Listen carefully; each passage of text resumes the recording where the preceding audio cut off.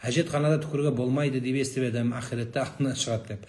Ақиретте былай алдымыздан шығатын нәрсе, толла вагон түкірдің жайында қалады жаным.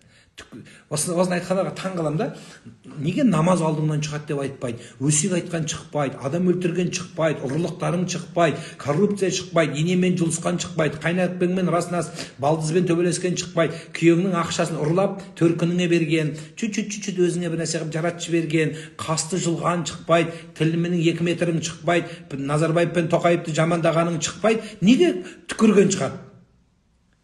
Қызық, біздікілер тауып алады осындай нәрселерді.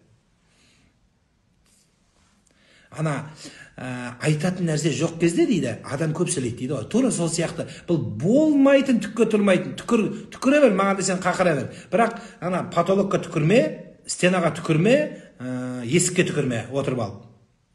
Қазір ода деп түкіріп отқан. Солардың ең ұятсыз нәрсе.